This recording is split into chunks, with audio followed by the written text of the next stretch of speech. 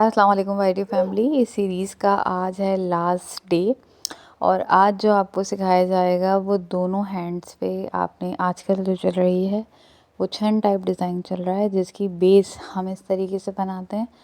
Dot हम दूर दूर करके पहले सारी मेजरमेंट लेंगे, जितनी भी मेजरमेंट्स आपको, जितना भी एलिमेंट करीब चाहिए, जितना भी दूर चाहिए, आप उसी के अकॉर्डिंग डॉट लगाएंगे। जितनी भी फॉर्मेशंस मैं सिखाती हूँ, टेक्निक सिखाती हूँ, वो मैं बेसिक से ही सिखाती हूँ और इसलिए सिखाती हूँ कि जिन बच्चियों को शौक़ है मेहंदी लगाने का वो सीख सकें। यहाँ मैं सीखे हुए कलाकारों की बात इसलिए नहीं करती क्योंकि बहुत से लोग ये समझते हैं कि शायद हम कुछ एक्स्ट्रा नहीं करना चाहते हम, ठीक है। मेरा जो पॉइंट ऑफ व्यू है वो ये है कि मेरी वीडियो जब भी कोई देखे तो सिंपली वो कुछ सीख के जाए, कुछ टेक्निक सीख के जाए, चाहे वो एक बेसिक छोटा सा नॉर्मल फॉर्मल डिज़ाइन हो या कुछ भी हो। उसे अगर टेक्निक नहीं पता तो पता चल जाए, इसलिए मैं वीडियोस यहाँ पे अपलोड करती हूँ।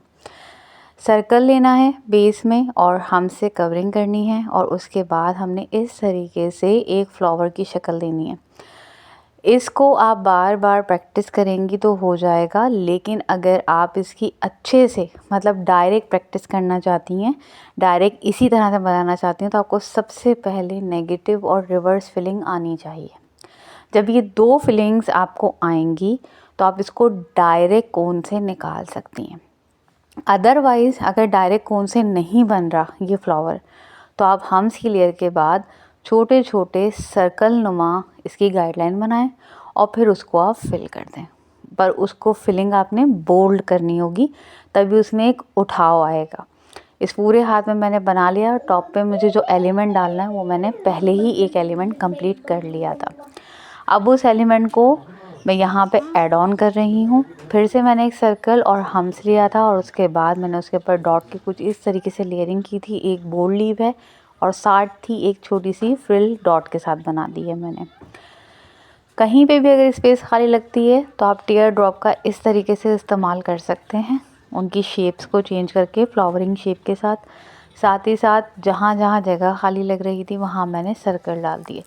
इन वाले डिज़ाइंस में या तो आप एलिमेंट से ही पूरे हाथ को सेटल करते हो या आप छोटे छोटे एलिमेंट डाल के उसको सेटल कर सकते हो। टोटल आपके ऊपर है। अगर आप कोई एक एलिमेंट बहुत दूर दूर बनाते हो, ठीक है, तो उसमें बीच बीच में आप इस तरीके से डाल सकते हो। अदरवाइज़ अगर आप एलिमेंट ही बड़ा बना रहे हो तो आप उसकी स्पेस देख लें। ये क्लाइंट की डिमांड पे भी होता है। क्लाइंट हमें बता देता है कि मुझे बहुत दूर चाहिए या मुझे बहुत करीब चाहिए। दोनों हाथों पे मैंने डिफरेंट बनाया है। उस हाथ पे अलग था, इस हाथ पे बेस अलग है। उस पे एक सर्कल की थी, यहाँ पे 3 छोटे सर्कल के साथ एक बेस लाइन बनाई है। उसके ऊपर हम्स की कवरिंग की है मैंने और फिर इसके ऊपर मैं पेटल्स की डिज़ाइनिंग डालूँगी। किसी भी हिना आर्टिस्ट के अंदर अगर ये होता है ना कि हम एक हिना आर्टिस्ट बनना चाहते हैं, हम नहीं बन सकते या हमें आता नहीं है, पहली बात तो ये गलती है कि हमें आता नहीं है। आता है सबको, सब कर लेते हैं, लेकिन फिनिशिंग और टेक्निक्स और न्यू एलिमेंट्स प्रैक्टिस करने से, टाइम देने से ही होता है। चैनल पे न्यू हैं तो सब्सक्राइब करना बिल्कुल भी मत भूलिएगा। वीडियो पसंद आए तो लाइक, शेयर और कमेंट में अपना ज़रूर इज़हार कीजिएगा। 1 जनवरी से दुबई स्टाइल मेहंदी की सीरीज़ स्टार्ट होगी इंशाल्लाह और वो मैं पूरे मन चलाऊँगी क्योंकि उसमें मैं कोशिश करूँगी कि मैं हर एक टॉपिक को क्लियर कर सकूँ। दूसरी चीज़, मेहराब डिज़ाइन, अब आने वाले दिनों में एक मेहराब डिज़ाइन की कोशिश होगी मेरी और रिवर्स फिलिंग की, जिन्होंने कहा था। 2 कमेंट्स आए थे मुझे, इन दोनों कमेंट्स में जितने भी बाकी दिन हैं इस पे डिज़ाइंस आपको देखने को मिलेंगे।